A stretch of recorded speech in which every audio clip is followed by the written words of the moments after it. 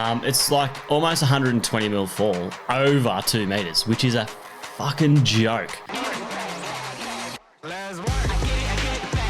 G'day and welcome to the Making It With Myles podcast, where we have a chat about all things building and construction. We also discuss things about the real estate industry through the lens of a building inspector's eyes. We see things a little bit differently to some and have a bit more to say. Other than that, we also do a little bit of personal development. So we've got two formats to the actual show. We've got The Shed, which is where we discuss all these things with regard to buildings and real estate, all that type of stuff, where I sort of specialize in.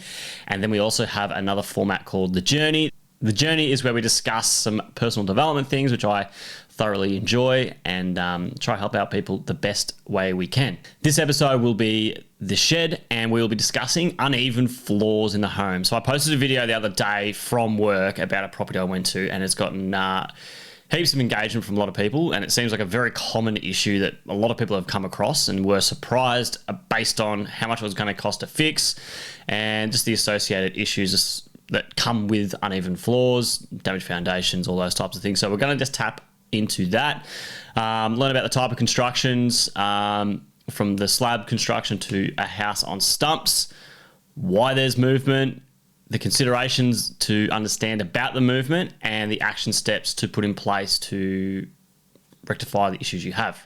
So in this episode, you'll learn a lot about that, and you'll understand that it is a costly, pain in the ass process. So if you're buying a house, you want to be mitigating this as much as possible. So sit back, find any value, please like, subscribe, and share the show. It would be greatly appreciated. Other than that, we'll get straight into it. All right, so what we're going to do, we're going to whip out this video and have a bit of a squiz. If you're listening to it, you should probably hear it anyway, but I'll give a bit of a brief overview once it's done, and we'll go from there. Let's get into it. A friendly reminder to people buying old shit houses. This floor is cooked. So what we're looking at here is 2 meter level across one bedroom. It's sitting at about 80 mil of fall. The floor is fisted. So I can almost guess my fist. Now to fix that, you need to lift everything back up to the right height. Fix all the stumps. Ridiculous. That's not how houses are built. But they've gone ahead. And in this situation too, they've done renovations on the property as well. So they've actually... So it's all done back to They're front. working on a house that's subsided. So if you fix that subsidence, all that work they've done in that renovation area is just going to be a complete waste of time. Because everything else in the house is knackered. So fix everything below ground, subfloor, timber stumps, where we're at with that. So when you're walking through these properties, you really want to feel the floors and feel how uneven they are, and if there are going to be any concerns or issues based on the footings, which is a friendly reminder to people. So one thing to understand from this video is that it was very common. There was a lot of people that had a lot of engagement with it, and a lot of people have noticed subsidence in their properties, and they wanted to know a bit more about it. Uneven floors in the home, what do you do? All right, pretty straightforward. There's going to be two types of constructions we're going to discuss: concrete slabs and concrete on stumps. All right, these are the two most common types of constructions that we have in Australia, so we're just going to stick with that. Concrete slab, pretty straightforward, big slab of concrete. Concrete stumps is when you might have brick piers all around the house and concrete stumps in the middle. So you have like a subfloor area, or it might just all be on concrete stumps, or it all might be on timber stumps. Okay, so it's just there's a cavity underneath the home. It's all propped up. Any of those options is what we're going to be discussing. Now, why is there movement? Now, couple of things we're going to go through. We're going to go through why there's been movement and then what to do associated with each of those steps. So the first one is plumbing is undermining the foundations. So the biggest thing that does lead to these major movement issues and are these uneven floors in property is the footings, the foundation systems is failing. Okay, so the stumps that the house is sitting on are sinking, or the concrete slab that it's sitting on is sinking and has cracked, or movement like that. Now what that is the water's been getting into the footing system or underneath the foundations, and it's washing it away. So there's no more founding depth. There's nothing that's the concrete and all the stumps are sitting on. It's just washed away. It's all the dirt. So that is one of the biggest reasons for movement in homes. So that is the first one as to why there is movement. Next one is slab heave and general movement. So in slab heave, it's when the slab expands and contracts based on the soil underneath expanding and contracting. So you get a lot of hairline cracks in concrete slabs, which is completely acceptable and normal. And that the reason behind that is because the soil underneath the slab is, say, dry, and the soil to the outside of the slab is wet. And this differential sort of moisture in the ground is what can lift and drop the concrete slab. So there's a bit of determination, like if you've got water leaks underneath the house, underneath the concrete slab, you'll get more moisture in one area, which will rise and subside, and it's based on the soil type. So there's a lot of things that go into it, but we're going to call slab heave just general movement for concrete slabs. Anything outside of that is really like a major structural issue. And then general movement with stumps as well is just the soil contracting and subsiding, and just you'll get general movement in concrete stumped homes or timber stumps homes, things like that.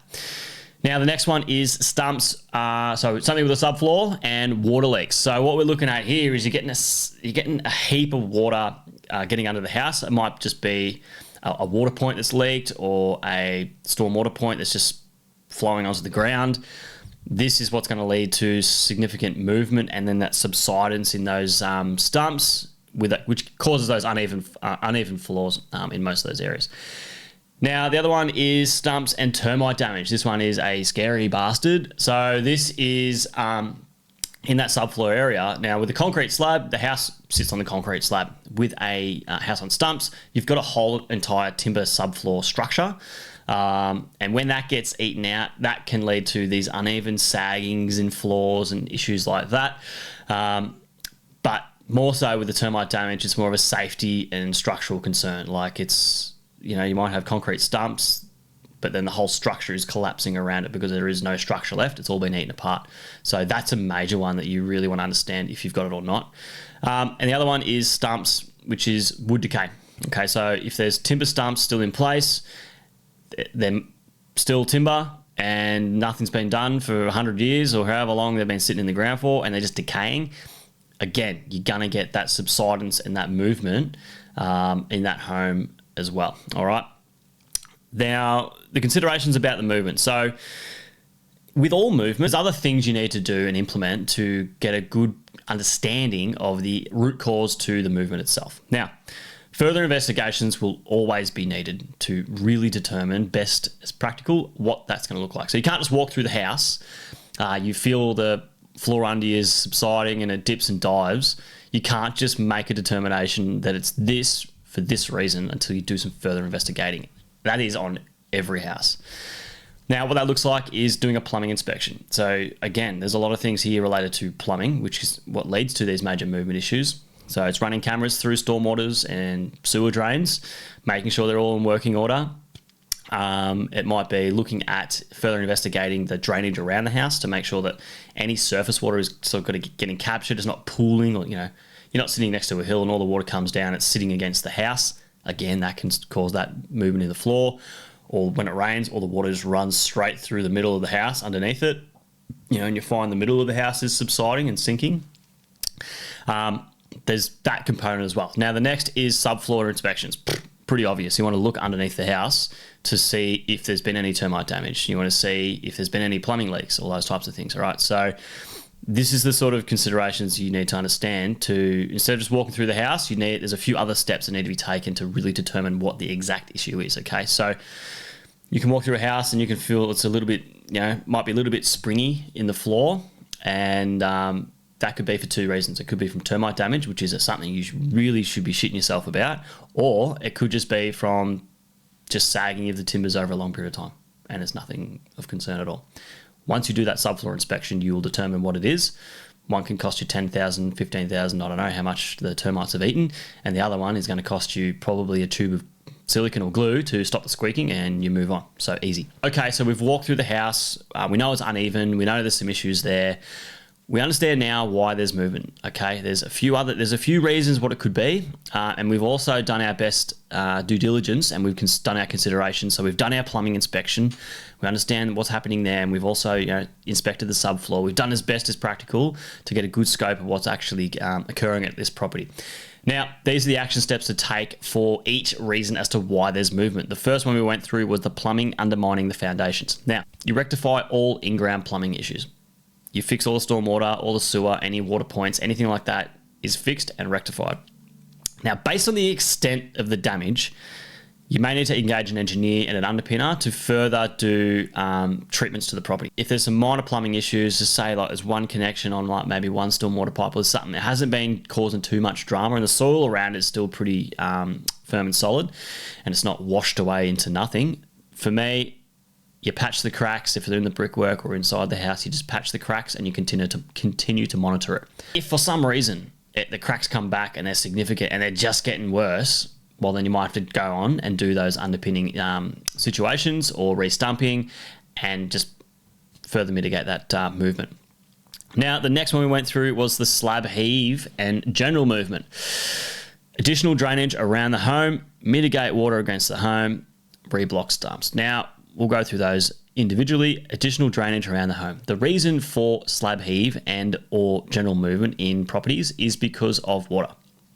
Usually surface water. And so if you can try get as much moisture and water away from the house as possible by adding aggie drains, that is one step. All right. Mitigate water against the home. Again, you might have footpaths that just fall back towards the house, or it might just be all the earth around the house is a lot higher and sort of falls towards the house. You've got to add drainage. You want to get that water away from the property as much as practicable, and especially if it's running underneath the house. Divert the water around it. Just get that water away. It's a pain in the ass.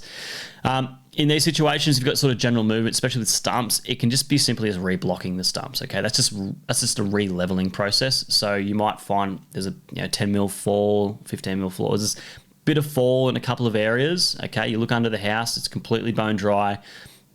There's not really a big deal going on. There's no water leaks. Might have been some past water leaks that just they never reblocked it. That process is pretty straightforward. They just literally lift the timber frame up, put some packers between the stump and the timber substrate, level the house out, crack on. All right. Next one we've got is stumps, water leaks. So again, got a subfloor system. You're underneath the house. You can see that there's been leaking water. So what you want to do is you want to fix the water leak. You want to dry out the subfloor. You want to re-stump if major or reblock if minor and continue to monitor. So we'll go through that step by step. There's a water leak underneath the house. It's going everywhere. It's a pain in the ass. Fix the water leak. Pretty obvious. You want to dry out the subfloor. All right. So you really want to make sure there's either install vents or you can temporary hire vents just to get that moisture out. Re-stump if it's major. So if you've got some significant subsidence in those areas, just re-stump it. Don't worry about reblocking it. Stumps and termite damaged areas. So we're looking at our subfloor. The things that you need to consider here is you're underneath the house. You've seen that there's termite damage. Right, next step is to do an invasive inspection of the home. This is where termite damage scares the shit out of me. So they can eat one little length of timber and then go up inside the wall, go up to one piece of timber and then eat the whole roof. All right, or they can eat the whole wall apart. This is how the bastards work. So what you want to understand is how they got in and then where they've ended up. And the only way to do that, there's no special camera, there's nothing like that can see through walls.